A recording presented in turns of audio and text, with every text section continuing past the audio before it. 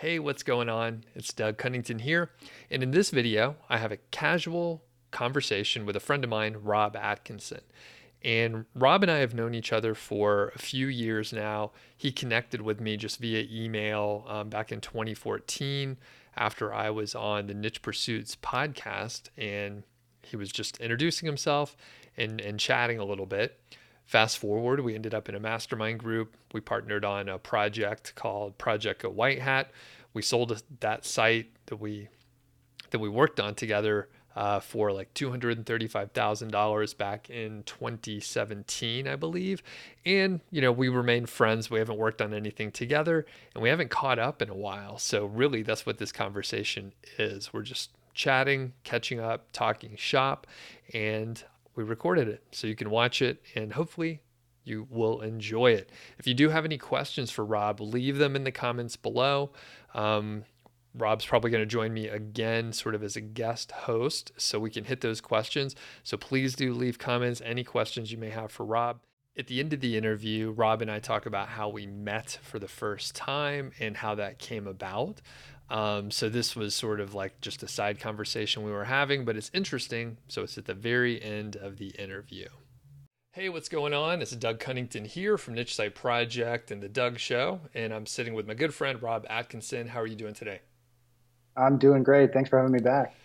And it's been a while since we caught up, and we are friends, and we ping each other every now and then, but we haven't talked business or had any updates in a while. So I hardly even know what you're working on. So we're gonna do an update overall, what you're up to and stuff like that. But for the people that don't know you, can you give a little intro, like who you are, what you're doing now, and maybe your old life, your old corporate life? Sure. I guess I'll start with the old corporate life. Did the normal path, went to college, was doing accounting, got a job out of school, did that for 2 or 3 years, didn't like it, found out about this internet marketing thing, started doing it on the side, built a couple of sites, got some revenue rolling, told my wife or my girlfriend at the time, I was like, quitting our jobs, we're moving to Chiang Mai, Thailand, we're doing that digital nomad thing. Quit our jobs. My sites actually tanked like the day after we got married, so I went to zero income. Then we hooked up and we did some interviews on your site back in the day. And then from there, I was just growing affiliate sites, kind of got that to a nice baseline. We lived abroad for a while. And then that brings us to today. I'm pretty much solely focused on one large authority site, although I do work with a couple of close friends or acquaintances where we do sort of these like JV sites. And yeah, that's about it for now. Okay, cool. And everyone, if you're interested in seeing some of those like interviews and coaching They're rough. things from back in the day, yeah, these are like old school. Like, if you think these are rough interviews, those were really rough. And I mean, really, it was just like looking over our shoulder where our shoulders where you and I were like trying to figure out how to like scale your business. And I guess, looking back at your corporate career, like were there many skills that were like very transferable from like the accounting world over to like what you're doing now? I think yes and no. Broadly speaking, no, because accounting is so black and white. It's like things either tie out or they don't, right? Um, Whereas internet marketing was such a struggle when I started because it was like there's no answer to how I perfectly optimize content. There's no roadmap. There's no answer. So that was a bit of a struggle. But I think having like the overall understanding of how like the numbers work, reading financial statements, like broadly understanding the connections of how business works and flows really helps with just general mindset, I would say. Cool. And when you and I were doing those early coaching sessions, there's about 6 or 7 of them that are freely available on the YouTube channel. I'll link them up in the description and stuff like that. But a lot of that was about like scaling the business because you had figured out how to recover, after I think it was a Google update Hmm. or a Google penalty in September of like 2014, roughly. Yep, exactly. And essentially, well, a lot of us got hit around that time period. It was a transition point for many of us. So you got hit pretty hard, and we were figuring out how to replicate your success with like one or two sites and how you can, again, scale up and develop a portfolio of sites. So if I recall, you were going to like launch a site every month or every quarter or some interval, and then, just have a bunch of them. So what happened with that? Did that work? Um, Kind of like launching a lot of sites allowed me to kind of just see which ones were trending the right way and which ones were the winners. And then from there, they got more focus, attention on them. But in all honesty, you can scale a lot of every business, and I scaled like we all did, like got rid of all these tasks that we should not be doing. But there is an element in SEO that I believe, and I'm kind of struggling right now within my business, where it's like the further I get out of the SEO and keeping up with the trends and these little things, it really is hard to do it at an elite level. And then also trying to find people to do it at that level who have that passion that you have is really, really challenging. So it's not impossible. I think there's just elements of SEO that are challenging to scale. Yes. And it was, I didn't know how it was going to work out. I didn't do anything like that, but I knew how to scale a system. So it's cool that you were able to do that. Now, you mentioned that you're focusing pretty much on one site. So how Yep. long have you been focusing on the single site? Yeah, so that was launched January 2017. So I guess that puts us, we're recording this. Can I say the recording date? Yeah, sure. Yeah. October 2019. So we're almost going on 3 years, which is pretty crazy. Nuts. And at that point, I kind of remember because we were finishing up, you and I sold a site together. Yep. So Project Go White Hat, people can look up that whole ordeal. So you and I were basically finishing up that work, even though it took a few more months to sell it. And you had some bandwidth, and I think probably I'm putting words in your mouth, but you enjoyed working with a partner, because it was such a good experience working with me. Is that right? Yeah. Okay. I'm just looking for a compliment. No, it was, we can talk about that later if you want, but Okay. for me personally, like working with a partner, just it creates another level of accountability. And, I was driven to like build more sites and create and grow my portfolio, but it's still at the end of the day can be challenging for motivation because, sometimes this isn't the most inspirational stuff we're doing. So it was great to have a partner, both you and my current partner. Cool. Thanks. Yeah. And it was good working with you. I was going to say, like, the accountability is big. I think we're both like motivated and obsessed. So even when the motivation like is kind of dwindling or we have an off day, we're really into the work. But having the partner where you're like, I'm going to do X and like, we're going to bust each other's balls if you don't do it. I can't show up to the next meeting saying I was supposed to do this and I didn't do it. Like I can't do that. And I haven't had a partner for anything for the last almost 3 years, and I've basically just been like, whatever. So You get it. You get yeah. it. So anyway, so you've been working on this one site, and basically, it took off, and it was clear that you should work on that one site, and you could kind of ignore the other ones, even if they were doing really well, right? Yep. Yeah. So actually, like, I had a little bit of a portfolio. I still have like one site that generates. I haven't touched it since then, and it's still generating. But I actually had another site in this same niche as the one site I have now. Completely ignored it, and it's fizzled out. But it's okay. Okay, cool. And people want to know, can you reveal any like revenue stats or kind of where you're at right now? And totally would respect if you can't reveal that, but how are things going? Things are going well. I prefer not to share like actual numbers, but I think when you had me back, what was it, a few years ago in your course videos or something like that, I was at about 30K. Per month, I'll just say it's continued to rise pretty nicely. Awesome. And with that said, I know that, you have an authority site. It's a pretty big site out there. Like, what's the Yep. team look like right now? And you have a partner. Yeah, what's the team look like?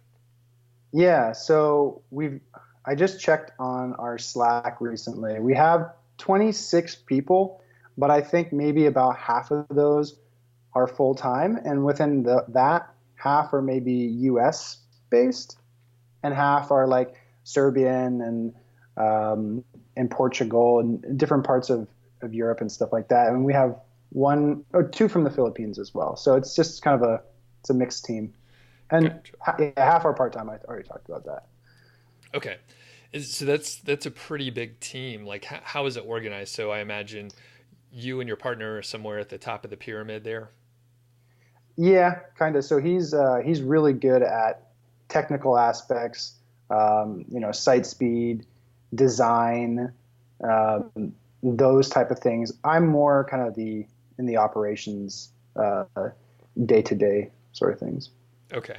And then as far as like a reporting structure, you must have some managers in there because it would be kind of a nightmare to have like a flat Yep. org chart with 26 people. So how many managers are in that? All right. So um, my partner manages like kind of the lead content manager, who then manages kind of our YouTube and our kind of our content lead, I guess you could say. And then those people kind of manage the writers. Um, so that's on one end. On my end, I directly manage the one main SEO person that I've taught.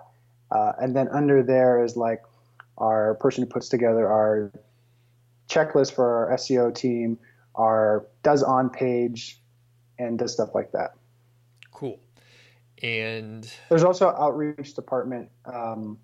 There's another guy that manages the outreach department, and then there's like a lead outreach manager and some other staff there to help send emails and craft pitches and stuff like that. okay. And yeah, let's move into that sort of outreach area. There's a lot of folks who are, especially on the YouTube side, there's quite a few people who are like, you don't have to worry about building links.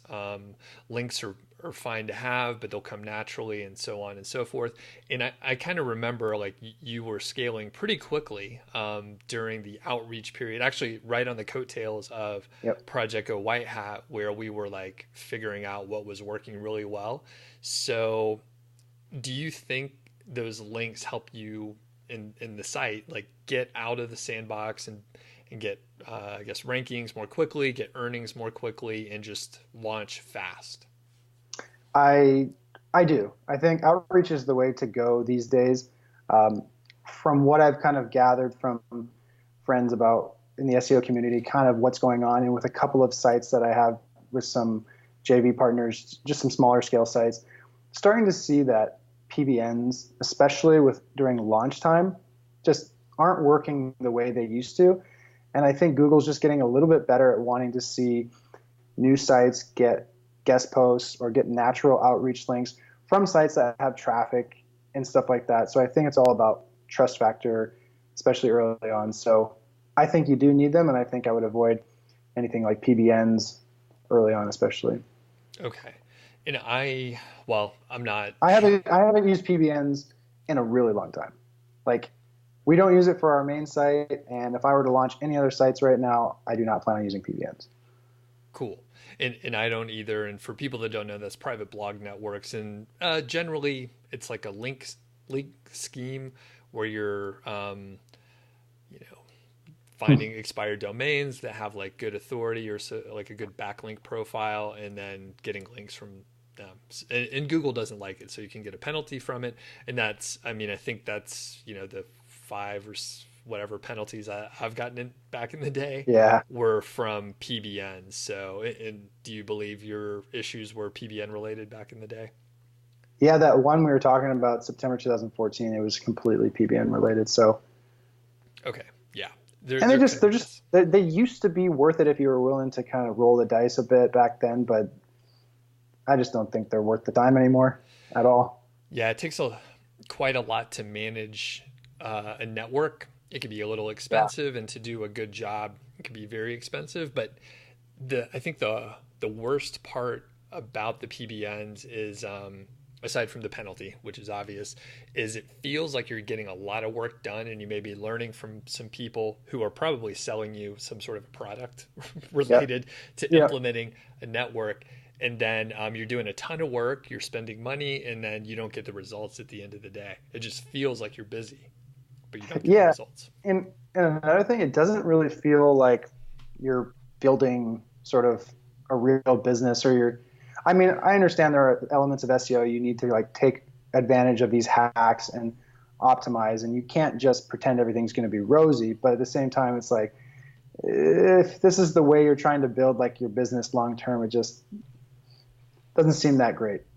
Yeah, if an update can wipe you out, or if someone like discovers your network, then that's an issue. Like if it's that simple, because it's not that hard to find and uncover Right. someone's network if you go, hunt around for it. So from like a outreach perspective or like launching a site perspective, um, do you have like a blueprint or like a couple like bullet points where you're like, hey, if I'm launching a site, I want to get X number of links and I want to publish this much content and I want the links to kind of go here and there and that sort of thing. Do you have anything in mind you could Uh, just spit out? I might give a really unpopular answer, which is because I've been so focused on that one site and what I talked about earlier about scaling and kind of getting myself out of a lot of the day to day. I honestly don't think I'm as sharp with SEO as I used to be. And it's kind of inspired me to kind of do these smaller projects. So I'm in the middle of launching a couple of small scale sites and trying to kind of piece together what it takes to be successful at launch. What we're going to do is go guest post. We're going to be very stringent on like the number of monthly estimated visitors, whether like through Ahrefs, and kind of the trust factor of the sites. Not doing. We want to make it look like the link was, I guess, not guest post, not sponsored, like really natural looking. And just try to maybe go a little bit slower in terms of like how many links we choose, but really go for like links that look really legit to Google. Got it. And you said it's mostly based on like organic search traffic because that implies that Google likes the site and they like what they're doing. Yeah, that's my general theory of why I think the PBNs for launch aren't working because they generally don't have the traffic, they don't have the trust. So yeah, yes. Okay. Perfect. And by the way, I've talked to a couple other SEO folks who are like more in the trenches of like doing consulting or agency work or something like that. And this reflects exactly that. And Cool. when you look at some of the guest posting services, you're doing it in house because you have a staff. But the guest posting services like Loganics and the Hoth, which I've been testing quite a bit in the last 6 months or so, they've shifted over from the old DA model, Mm, that's domain authority from Moz, if people don't know. So instead of just like a metric from a company that can be pretty easily manipulated, they're going off of organic search traffic, which is based on rankings, which yep. that's pretty accurate. Like you can't cheat that on multiple tools. Like it's just Right. not possible. Cool. It's a And sign of a good, healthy site if you're getting traffic and stuff like that. So perfect. And do you have like a guide on like where you're sending the links? They go into the home page or inner pages or I like, I've always liked the idea of kind of like homepage heavy first, just because it's easier to send links with the anchor text with your brand name. So trying to get that trust, trying to get Google to identify, hey, this is the name of the brand.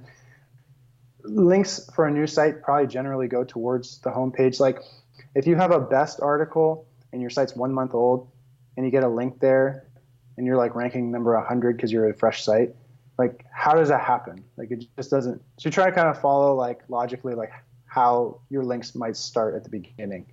You're out hustling, trying to connect with bloggers, trying to be on forums. You're going to get homepage links probably. yeah. And it sounds like the branded anchor text. So for like niche site project.com, it would be niche site project. So those are the kind of anchor text that you would want to send to the homepage. Yeah, any variation you can have the .com at the end. Um, Another thing we're considering, one thing we saw in last year's algo update from like August 2018, I think it was. This might not be anything, but we saw a lot of sites do well that had a weird amount of links going to their about page.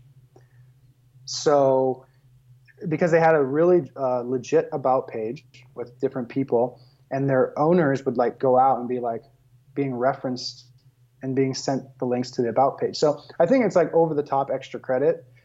You don't need to do it to have a site successful, but I think it all points towards like trust. Anything you can do to do the thing that the SEO minded person wouldn't do. All right. Gotcha. Well, it's they wouldn't waste links on those. Right. It's so funny because when you hear I do a lot of YouTube stuff, and there's a lot of sensational, just everyone's looking for a shortcut, and a lot of it just doesn't seem like it's going to work. And like you said, it's like the counterintuitive thing. I think on Niche Site Project, I actually have a decent number of links going to the about page, which I'm like, yeah, that's weird. But as I've developed, what was that? It's really not that weird in the natural world.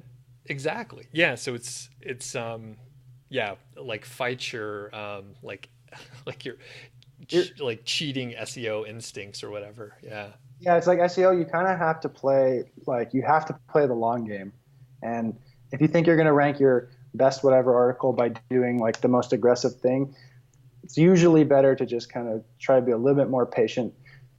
Take a little bit longer. Once your site has that trust, I mean, you can do a lot of things and get away with a lot more things, I think. Well, let's move into that. You're setting up perfect segues for us here. So is there like a guideline, like how many links do you want to the homepage, or is there some amount of time before you'll start, getting links to some inner pages? I think it's just a case by case basis. Like if you're sending so what I mean by that, if you're sending a lot of links to the homepage and a few months have gone by and you see generally all your keywords are starting to rise consistently, that's what you're kind of looking for. You're kind of like, Google is starting to trust us. If you can wait until one of your best or money articles, review articles, has started to pop near page one or getting a little bit of traffic, I would wait until that point to send your link as long as possible, because that page is getting traffic, which means people are viewing it, which means getting a link to this commercial keyword is likely in the real world. If you're still ranking number 50, and you're not getting any traffic, like Google knows that we want to rank these keywords. Like, what's the odds a link could go to that page? Can you link to that page and be successful? Maybe, but try to be patient and try to wait to see if you can rise up before you send a link to a specific money page. Okay. And then you threw out like 50th, but I guess as long as you're getting a little bit of organic traffic to a post, then it's ideally, in an ideal world. Like if the link accidentally went to that page and you went, like, I don't think it's a deal breaker, but I think SEO nowadays is one of those things where it's like it's hard to isolate what's going to work and not work. So you almost have to check like 200 boxes. So for me, I'm just going to try to do everything I can right, even if it might be a little excessive. Cool. And that sort of brings me to like some of the recent algorithm updates. So a lot of them, I mean, really, like in the last, I would say, year and a half, it's been almost impossible to like pinpoint. I feel like that, yeah. To one thing. So there's the, EAT, so the expertise, authority, and trust update, and then a lot of sort of mini updates related to it. But it's been super hard to tell what's going on. So have you had any impacts from like the updates in the last year, say?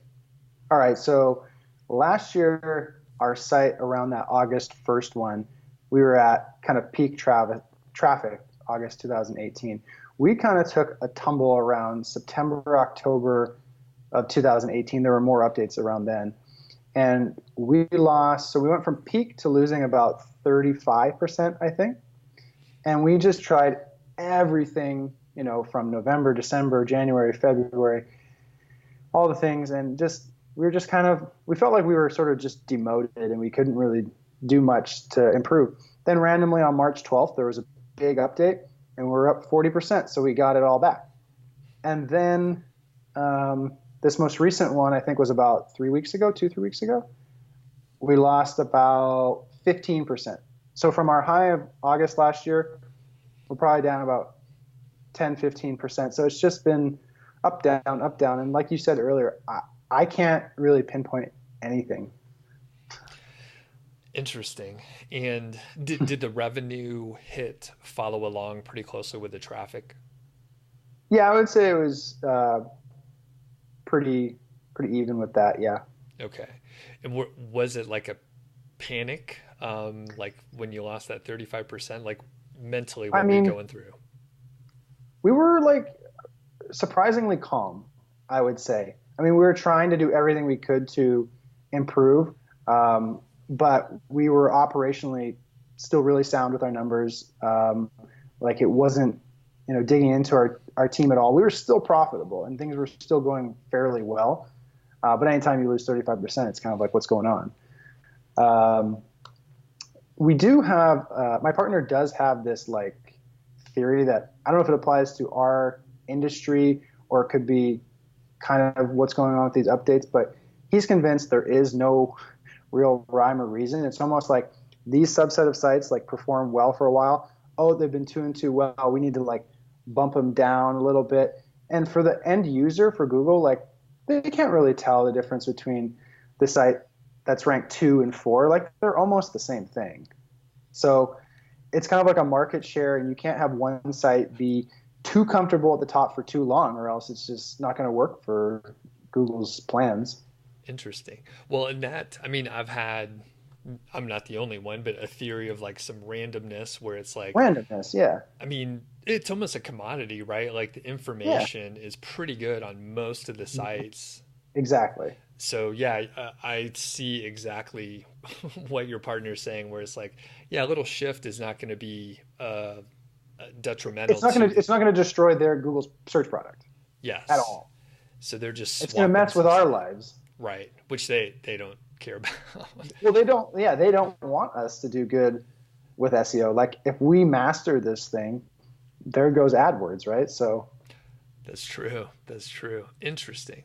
yeah, Um, so, and just to make sure I got it, so like you guys took the hit, traffic and revenue dropped, but you yep, guys were the margins are good enough that it yep. like your staff was okay. You didn't have to adjust in a major way.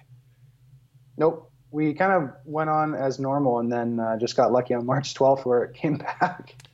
That's crazy. I'll have to look back. Like my some of my traffic has had little ups and downs, but it's more like in the 5 to 8% range. So I could see Okay. it, but Yeah. it's not, again, it's hard to decipher like exactly what's going on. And then depending on how many sites and how many pages you have and the ability to track exactly what's going on. Because at some point, Yep. you kind of would lose track of what's, or I do, I don't keep track close enough. But how many pages and posts are on your site? I think maybe like Roughly. Yeah. I think like over 700. Okay. Yeah, we've been pretty consistent to do like 5 posts per week. We had a goal last year of getting it up to 20 per day, but it just didn't seem like it was. There's other things we could do and spend our time and energy on that seemed better than that. Okay. That would be, you said 20 per day? Oh, sorry, 20 per week. My bad. My Okay. bad. I was like, man, Yeah. that's quite a shift. All right. So you have about 600 ish and something like that, several hundred, over 500. We'll say Yeah. between 500 and 1,000. Yep. What's the approximate length of like, the big hitters? Just curious about word count. Word count. For like the big best whatever keywords. Yeah. Our main one is huge, like kind of our main keyword portal page that links out to all the subtopics. I think that one's like 10, 12,000. But generally speaking, I'm going to say most of the heavy hitter best pages are maybe 5,000, Okay. 4,000, 5,000, 6,000. Yeah. All right. And then did they start at that length or did you add to them? Is there like a minimum length that you like publish something and then you go back and iterate on it?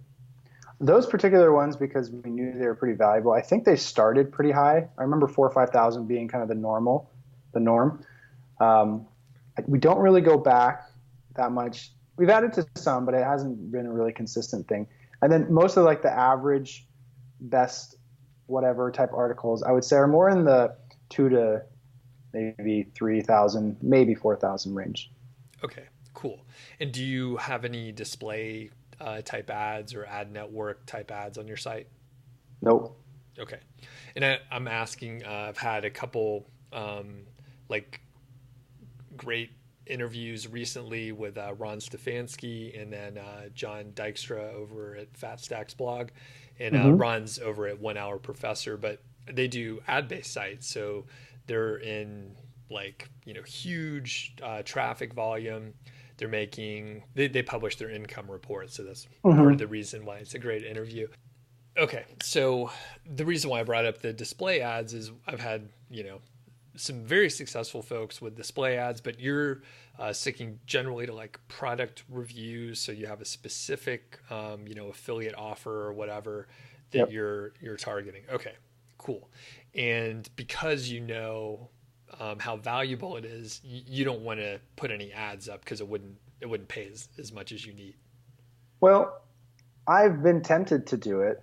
My partner's quite against it. Thinks it might slow down the site, taint our brand, those kind of things. So it would be more money on the table, but we just kind of shelved it for now, I guess. Okay, that's funny you I'm mentioned that. I kind of want to do it, but I'm not really hurt to the point where it's like we have to do it. Cool. And I was gonna say, you know, I like a fast loading site, Right. and I was testing some display ads, and it's so slow. Like I looked Yes. what was happening, and I was Yeah. like, you know what? I'm just gonna turn it off, and my sites load about like in 1 second, unless it's like a ton of images that I didn't optimize properly or something like that. But like Right. when you load display ads on your site, like it basically kills any kind of optimization that you've done. So, Yep. and the brandability and stuff like that is depending on what you're doing may or may not be Sure. important. Obviously, the people that I mentioned a minute ago, um, they're putting ads on, like that's why they created the site. They know they can get a ton of traffic and it's optimized for that. Even though it loads slow, that's just the name of the game for what they're doing. So cool. Yep. Now, from an on-page perspective, yeah, let's switch to on-page. Um, do you have any like must-have things for on-page? You don't have to go through the whole checklist that your team has, but are there a couple things where you're like, if you could do these 4 or 5 things right, you're going to be like 80% of the way there. Yeah. I mean, if you get the URL and the keywords in the URL and the ghost title, whatever you want to call it, SEO title, your H1. This is really basic, like, long tails in your headings and stuff like that. Um, you know, I think honestly on page, like we've chilled out a little bit from the days. I don't know if you remember if I've ever talked about it, but we used to be pretty dang crazy with like our keyword density and stuff like that. Um, we've kind of like relaxed on that and more natural. Um, so yeah, I don't really have a ton to say. So and I'll read between the lines. So well written, tight grammar, get a couple keywords in, and be mindful of subheadings. Yeah, yeah. And if you can really, make sure that your content is hitting on the topic well, like whether you have a good researcher or you have a really good writer, like before I would just slap up anything. I think if you're having like really irrelevant like sections on your thing just to like make it longer and stuff like that, I almost think that's like not the way to go because Google for a while was really saying, hey, let's have the longest content. I don't really think it's about the longest. It's just like hit on your topic the best, I guess. Yeah, it's really I kind of remember those days, and I shifted some stuff around, even on like niche site project, where I had I don't even know how long I would say 15 or 20,000 words on like one post, and then it didn't work. So I Right. divided it back up into like the most logical way, I Yep. actually set up like a silo and it Yep. did much better. Now, do you guys do silos and that sort of thing? Yeah. So for like our bread and butter kind of silo, it's really quite structured. That's what I was talking about with the main page. It's like 10, 12,000 words, organized by H2s, H3s pretty well. Then from there it links. There's a couple of categories that have, sub, I guess. It's well linked and stuff like that. So to what you just said about how you went back and shortened content, I think that's huge right now. I think Google's really like, if you're going to put together a site, even if you're not going to rank maybe for that like that huge parent topic for a few years because you're trying to go with the smaller keywords, I would suggest put it there and still like have the shell of a good organization because I think Google's really reading into how you set it up from a site perspective. Cool. And it goes without saying, because I know what a silo is. Yeah. But basically, you're architecting the site in a logical way. Yes. Think of like a table of contents in a book, and then you're able to like, um, I guess, put the chapters and the sub Yep. chapters, I guess, in the right spot. So you're doing that, and you're interlinking in a very intentional way, right? Yep. And did you start the site doing that, or did you have to re-architect a few things once you got the lay of the land? Yeah, so to answer, we grew into it. So we didn't really have that much of a structure and then kind of like grew into it. Um, but I think the landscape's changed from 3 years ago. Again, do you have to build the perfect structure to like launch a site and be successful? Absolutely not. But I think the sooner you can kind of develop that, the better. Okay. And I don't want people to get too like scared because here's one No, I thing that know. I Yeah. I did. Sorry, Robert, were you gonna say something more? No, I don't want to scare people because like you can literally do nothing I've said and your site will still be fine. So just disclaimer. And yes, it like you can, yeah, you can kind of be messy and like Yes. unorganized and then come back and fix Yes. things up once you see how it's working.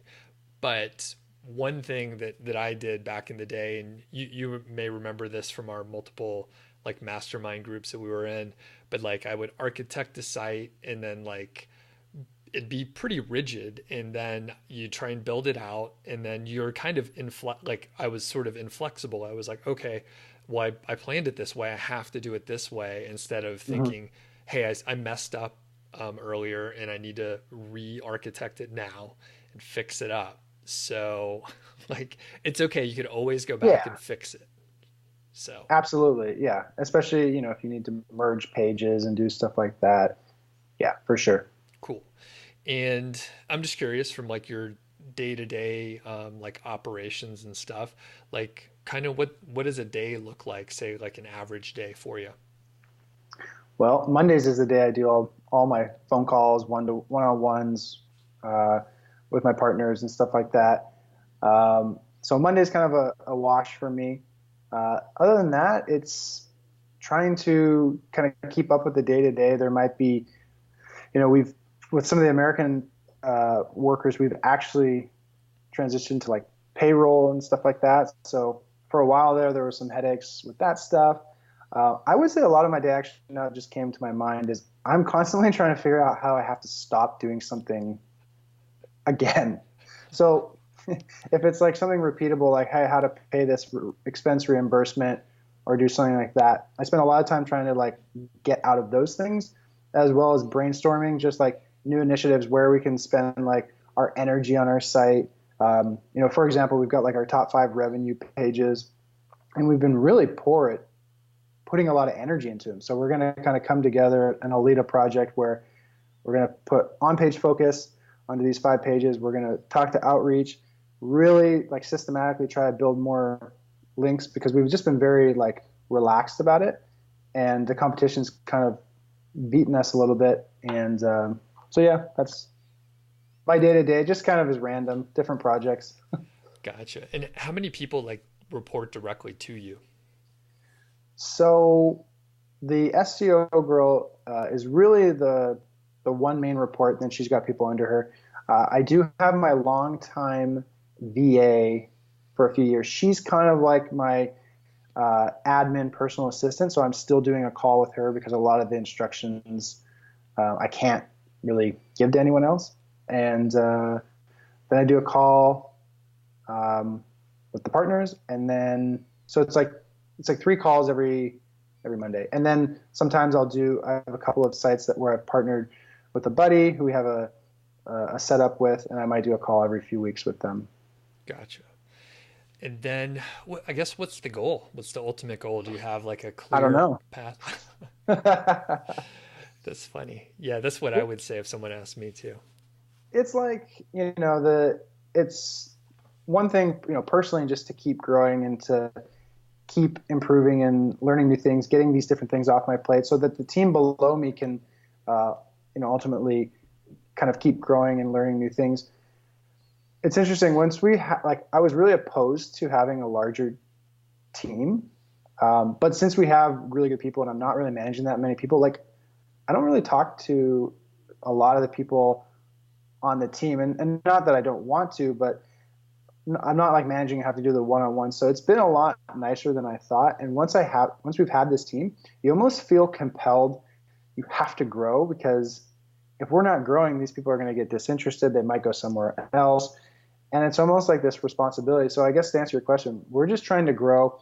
We're exploring new avenues. We do have this one new test site we have going on. I'll keep it pretty vague, but we acquired this expired domain with insane metrics, like crazy.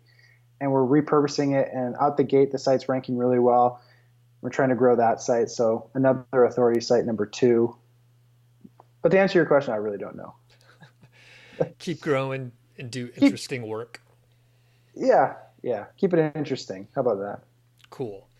Um, and I guess, some people are probably thinking if you guys are doing that well, like why not get into some sort of physical products? Obviously, Thought about it. Okay. So like why did you decide not to do that? Well, it's not that we're not going to do it. That's been talked about and still an option that we'll consider. I think we'd like to get this site still more running without us. It's come a long way, but I think it's pretty continual, and our involvement is still enough to where I really struggle once I get when I split my time in any way, shape, or form.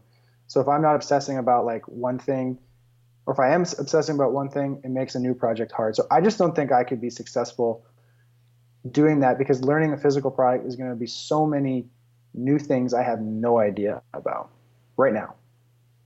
Got it. Totally makes sense.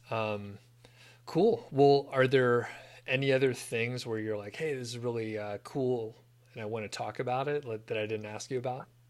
I thought about one thing. Yeah. So like our new link building strategy, we're calling it content marketing, but it's uh, basically just going out there and trying to create these beautiful resource pages that are kind of like link worthy, that like these groups of people want to link to.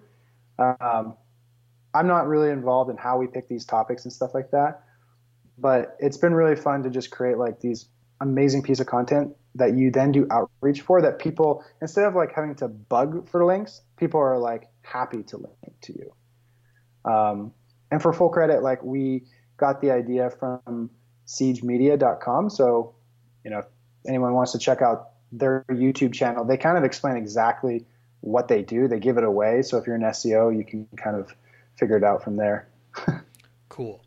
And I guess just at a high level, it's like you make something so awesome that the the audience, the other bloggers that are out there looking for good resources, Yeah, they're like, yeah, this is great. We were looking for something like this. Okay. we have to link to you. Yeah. So that's been our core link building strategy, um, that I think's been pretty cool to work on and see just amazing content out there from our site. So Very cool. Well, Rob, thanks a lot. If people want to find you, and if you don't want to be found, I respect that. But if people want to find you, is there anywhere that folks should go? I don't know, where can they go? They could go to the comments on the YouTube video and maybe find you lurking in there. But I imagine you'll just bounce in there for the 15 minutes that I ask you to do it. But other than I'll come that, back. I'll come okay, back. Yeah, just cool. just just remind me that I should go back. I'll be back, and tell me when it's posted. Yes. Yeah, we can totally do that. Yeah, because Rob's so busy, he's doing stuff, I'm not busy. and he's like he doesn't want any Facebook messages, so don't try and find him on there. We were just chatting about that. Like I've lost control of Facebook. Like if you send me a message, Game basically, over. yeah, I'm done. I'm done with it. I spend no time there. So cool. Well, thanks a lot, Rob. Really appreciate it. And maybe, right, if people dig this, let us know in the comments and stuff like that. And then maybe we do some like one-off conversations on topics like we did for the 1,000-day rule. Sounds good. Thanks for having me, Doug. Thank you.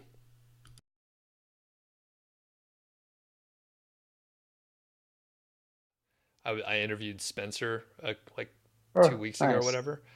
Um, and it was good. It was a good interview, but like in the middle, I was like, oh man, I had this great question, one that I didn't think of before, and I completely blanked for like No. 30 seconds. I left most of it in the in the interview for the podcast because it's kind of funny. I was just like, oh, blah blah blah, and then I was like, Yeah. I don't know how I'm gonna end this sentence. I have no idea. So anyway, Was he like just sitting there like, where's the question? no, he was cool. He was like, that's all right, man. He knows He the other side, huh? Yep, yep, yeah. He was like, I've done so many podcasts and I know I understand. So he was like, don't worry about it. So yeah, it was a I, good interview. yeah, I was gonna say he was the reason I originally found you through. Did he have a podcast? Yeah, yeah. He It's has a something. podcast. Yeah. Still active a little bit too. Yeah, I remember that episode. I remember where I was, the time of day. Like I don't know. I was like, oh, this Doug guy sounds cool. And then I like went on your blog and like scoured your blog.